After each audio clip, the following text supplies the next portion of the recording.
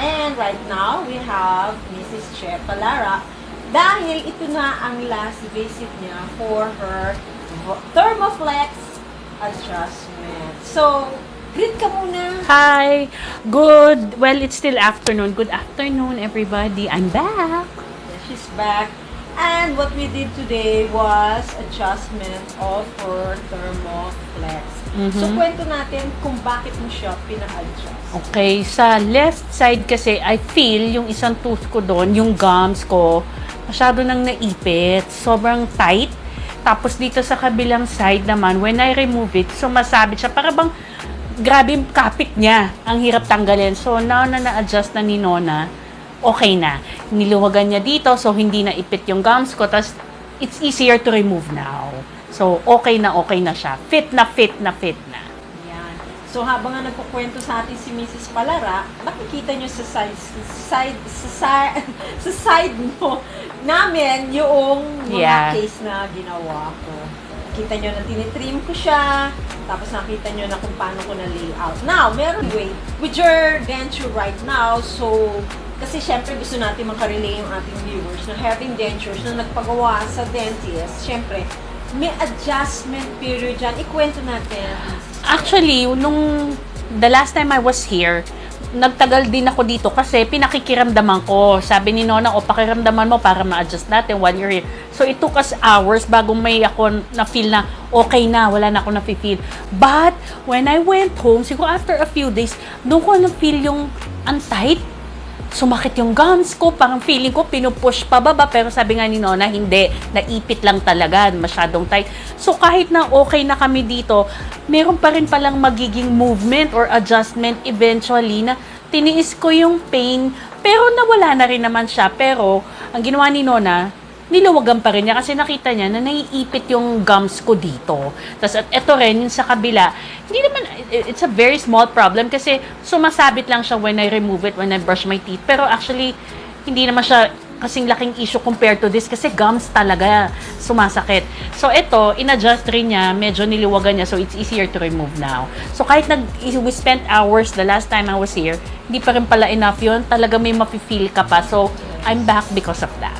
Okay, while Mrs. Palara is telling her story, nakikita nyo dyan sa slide, yung pagkaipit nung denture dun sa gums niya. Makikita nyo na bumaon siya. Yeah.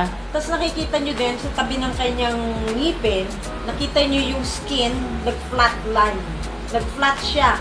Kumapit siya masyado dun sa ngipin. So, hindi siya yung normal na gums. Instead na nakaganyan siya, lumihi siya towards dun sa ngipin. So, yun ang mga kaya namin pinapakita ko para maintindihan yung mga denture wearers, no? Yung kay Che kasi, it's not just a denture, it's a splint and at the same time, a space maintainer. Why? Kasi hindi naman ganun karami yung ngipin. Ini-maintain lang namin yung space. Now, for those mga denture wearers, kung kayo ay nagpunta sa dentist at nilagyan kayo ng denture, huwag kayong makontento na okay na, hindi. Yeah. Nag-a-adjust ang balat nyo, ang buto nyo, pati bibig nyo, pati dila nyo, pati pisngi nyo, nag-a-adjust. Pati pagsasalita nyo, pagpagkain nyo. May mga lilitaw na problema dyan. Kailangan kayong bumalik sa dentist nyo. Huwag kayo yung hindi na kayo babalik, titiisin nyo kasi maraming bad effects na pwedeng mangyari. Kung hindi bumalik sa akin, ang ating pasyente na nasa tabi ko, yung balat niya na naipit doon at dito, mapupungit yon. And that's the start na mamamatay yung ibang skin and mag-a-attack niya yun ng mga bacteria. That is the start na magkakaroon siya ng abscess, no? Kakaroon siya ng bleeding dun sa part na yon, instead na simple lang ang kanyang case at wala naman siya talagang gum issue. That is the start of gum diseases.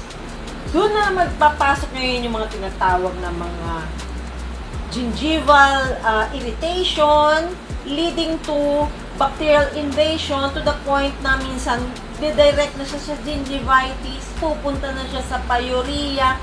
You're gonna lose a lot. Your bone, your tissues, and your tooth. So for those patients, if you had your denture done by your dentist, go back to your dentist and have that for the adjustment. Yan ang aking best na paipapayo sa inyo. Hindi rin minsan kasalanan ng dentist kung ba't hindi nag-fit sa inyo. Kailangan mag-work kayo hand in hand. Now, with regards to the laboratory, I am 101% very, very confident with my laboratory. It is up to me on how I will adjust it on my patient. Now, for other dentists, I cannot speak for them. They have their own.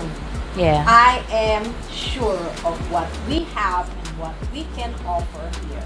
So, Che, I hope no more problem with your Yeah, tooth. I don't think meron pang problema. Okay na. 100% na. 101% na. Anyway, so we are off for tonight, and we shall be, oh yeah, I'll be featuring Che for SSBL Clinica Manila, and that will be featured here sometime after 2 weeks. Yeah. Thank you. Thank so you. much. Bye. Happy weekend. Weekend and happy Chinese New Year. Happy New Year. Bye.